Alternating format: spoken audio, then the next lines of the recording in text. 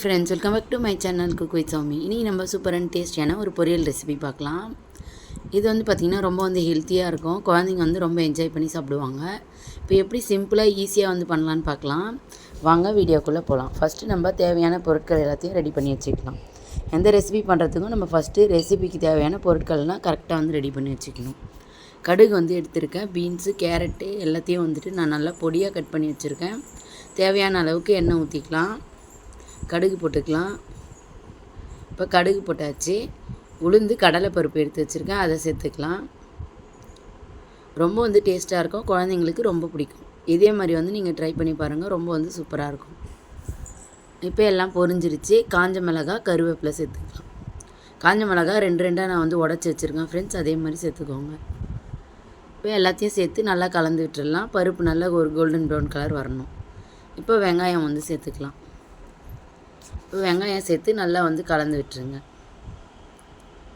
நல்லா வெங்காயம் வதங்கி வரணும். அப்போ தான் நமக்கு பொரியல் ரொம்ப டேஸ்டியாக கிடைக்கும். எல்லாத்தையும் சேர்த்து நல்லா கலந்து விட்டுருங்க. பாருங்கள், இப்போ ரொம்ப சூப்பராக நமக்கு வதங்கி வந்துட்டுருக்கு வெங்காயம். இப்போ பாசி பருப்பு நான் ஊற வச்சு வச்சுருக்கேன் ஒரு 1/4 மணி நேரமாக. இப்போ அந்த பருப்பை தண்ணி எடுத்துகிட்டு பருப்பு வரைக்கும் சேர்த்துக்கிறேன்.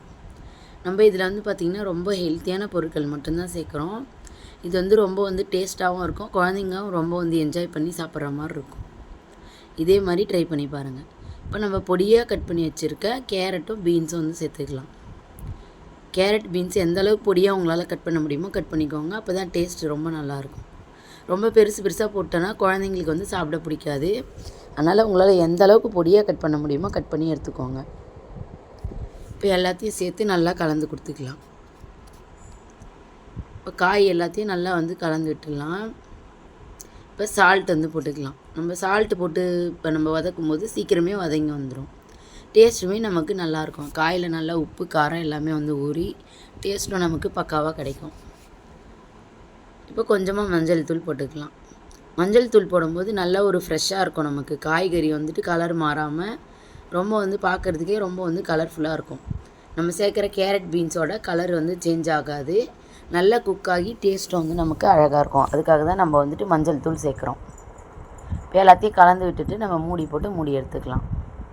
இப்போ எல்லாத்தையும் மூடி வச்சாச்சு. இப்போ நம்ம மூடி வச்சதுலேயே காய் நல்லா வெந்து வந்துடும்.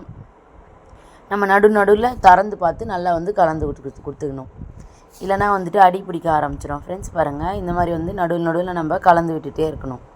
கண்ணாடி மூடி போட்டு மூடிட்டு கொஞ்சமாக நம்ம கலந்து விட்டுட்டே இருக்கும்போது நமக்கு காய்கறி எல்லாமே வெந்து வந்துடும்.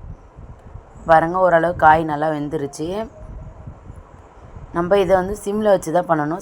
கேஸ் ஃபுல்லாக வச்சிட்டோம் அப்படின்னா சீக்கிரமே கரிஞ்சு போயிடும். அதனால் நம்ம நல்லா சிம்மில் வச்சுட்டு தான் குக் பண்ணணும். அப்போ தான் நமக்கு அடி பிடிக்காமல் ரொம்ப டேஸ்ட்டாக கிடைக்கும் ரெசிபி. இப்போ பாருங்கள், நல்லா வெந்து வந்துருச்சு சூப்பராக. இப்போ நம்ம தேங்காய் சேர்த்துக்கலாம். தேங்காய் நான் துருவி வச்சுருக்கேன் கிரேட்டரில் போட்டு. இப்போ அதை சேர்த்துக்கலாம். உங்களுக்கு அப்படி பண்ணால் கஷ்டமாக இருந்துச்சுன்னா நீங்கள் மிக்சியில் கூட போட்டு அரைச்சி போட்டுக்கலாம் தேங்காவை. ரொம்ப சூப்பராக இருக்கும். ரொம்ப ஹெல்த்தியாகவும் இருக்கும். தேங்காய் நம்ம எந்த அளவுக்கு போடுறோமோ அந்த அளவுக்கு டேஸ்ட் நல்லாயிருக்கும். குழந்தைங்களுக்கு ரொம்ப பிடிக்கும். அந்த இனிப்பு டேஸ்ட்டில் அவங்க சாப்பிட்ருவாங்க. ரொம்ப சூப்பராக இருக்கும். பாருங்கள், எல்லாத்தையும் சேர்த்து நல்லா கலந்து விட்டாச்சு.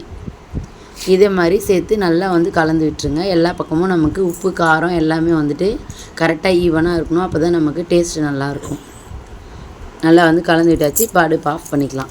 இப்போ கடைசியாக தேங்காய் போட்டு இறக்குனா போதும். ரொம்ப சூப்பரான டேஸ்டியான நமக்கு கேரட் பீன்ஸ் பொரியல் ரெடி ஆகிடுச்சு. இது நம்ம நார்மலாக ஈவினிங்கில் கூட குழந்தைங்களுக்கு செஞ்சு கொடுக்கலாம். ரொம்ப ஹெல்த்தியாகவும் இருக்கும். Thank you friends. சூப்பரான வீடியோவில் சந்திக்கலாம். தேங்க்யூ, பாய்.